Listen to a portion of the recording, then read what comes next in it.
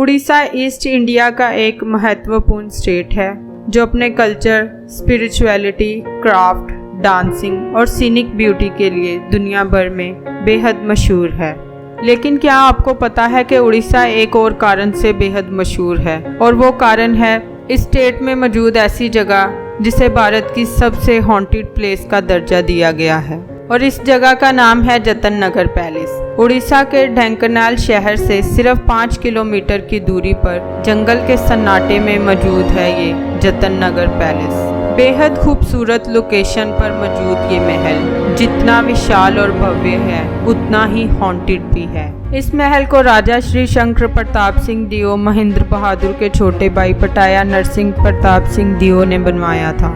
100 कमरों का बना ये आलीशान महल उन्होंने अपनी रानी जनता देवी के लिए बनवाया था, इसीलिए इसका नाम जतन पैलेस रखा गया।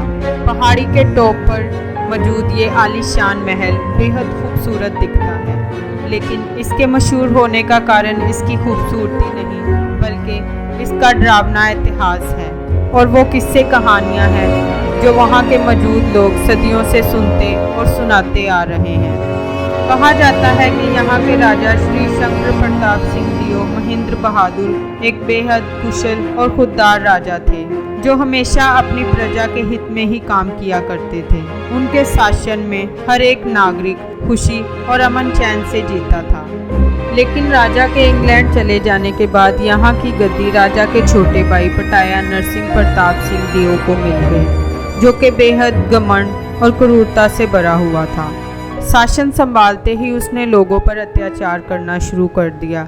उसी के चलते उसने इस महल को बनवाने की शुरुआत की, और यहाँ काम करने के लिए राजा ने हजारों मजदूरों, हाथी घोड़ों और कई जानवरों को लगवाया, और उनसे उनकी क्षमता से भी ज्यादा काम लिया जाता था। यही वजह थी कि लोगों की असाधारण मृत्यु होने लगी। जब कोई मजदूर इंसान या जानवर यहाँ काम कर करके मर जाता तो राजा उसकी बॉडी को यहीं पास के जंगल में यूं ही फेंकवा देता ताकि जंगली जानवर उसे चट कर जाए। राजा के इन्हीं क्रूरतापूर्ण कामों की वजह से वहाँ के लोग दिन रात राजा को कोसा करते थे, लेकिन राजा अपनी सत्ता के नशे में बिल्कुल अंधा हो गया था। ये सब यूं ही चलता रहा और आखिरकार ये महल बनकर तैयार हो गया। लेकिन तब तक ये महल बहुत से लोगों की बेगुनाह मौत का गवाह बन चुका था। कहा जाता है कि वहाँ पर काम करने वाले मजदूरों को अक्सर पैरानॉर्मल घटनाओं का सामना करना पड़ता था, और मान लिया गया था कि ये महल भटकती आत्माओं का अड्डा बन चुका है। और महल के उद्घाटन के दिन लोगों को महल के बुर्ज पर बैठा एक गिद्ध दिखाई दिया। इस घटना को राजा के करीबियों ने अपशगुन माना और राजा को सलाह दी कि वो महल में रहने ना जाए, वरना इसका अंजाम गलत हो सकता है। राजा ने इस बात को पक्का करने के लिए महल में रहने के लिए एक दरबारी को भेजा। उसे वहां महल में जाना था और कुछ दिन रहना था, और वापस आकर राजा को बताना था कि ये जगह वाकई ही भूतिया है या नहीं। लेकिन हैरत की बात यह है कि महल में जाने के अगले दिन ही वो दरबारी वहाँ से गायब हो गया। वो कहाँ चला गया, या मारा गया, या अपनी जान बचा के हमेशा के लिए भाग गया, ये कोई नहीं जानता। लेकिन पूरे राज्य में ये बात फैल गई कि जतन पैलेस एक भूतिया जगह है और यहाँ जाने वाले की मौत पक्की है। जिस महल को नरसिंह प्रताप सिंह ने बहुत सी लाशों पर खड़ा किया, वहाँ वो या उसके परिवार का एक भी सदस्य एक दिन भी नहीं रह सका। ये महल इंसानों से वीरान पड़ा है। यहाँ सिर्फ सन्नाटा पसर रहा है, और कई किस्म की भटकती आत्माएं हैं जो अपने अगले शिकार के लिए इंतजार कर रही हैं।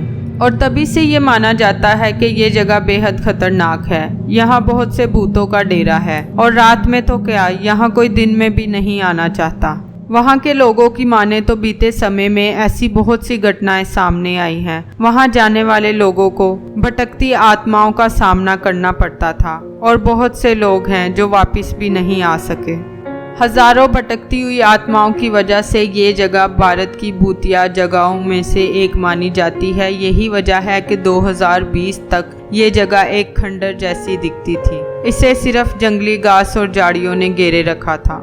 लेकिन इस जगह के वर्तमान मालिक फॉर्मल एमएलए कृष्ण चंद्र पात्रा, जो कि उसी राजघराने के वंशज हैं जिन्होंने ये महल बनवाया था, इस महल को रीन्यूएट करवाना चाहते हैं। उनका प्लान है कि इस जगह को एक हेरिटेज साइट की तरह से फिर से तैयार किया जाएगा और साथ ही साथ उनका उन घटनाओं के बारे में ये कहना है कि इस जगह के बारे में गलत अफवाहें फैलाई गई हैं। इस जगह का सच क्या है ये आज तक किसी को नहीं पता। जिस तरह राजघराने के वंशज इस जगह से जुड़ी घटनाओं को सिरे से नकारते हैं, उसी तरह उन लोगों के वंशज जो इस जगह के शिकार बन चुके हैं इस बात का दावा करते हैं कि ये जगह बहुत ही भूतिया है और इस जगह को ऐसे ही छोड़ देना चाहिए। अगर यहाँ फिर से कंस्ट्रक्शन की गई तो हो सकता है कि यहाँ की दीवारें एक बार फिर से बोल पड़ें। और अगर आप कभी इस जगह पर गए हैं तो हमारे साथ अपना एक्सपीरियंस ज़रूर शेयर करें।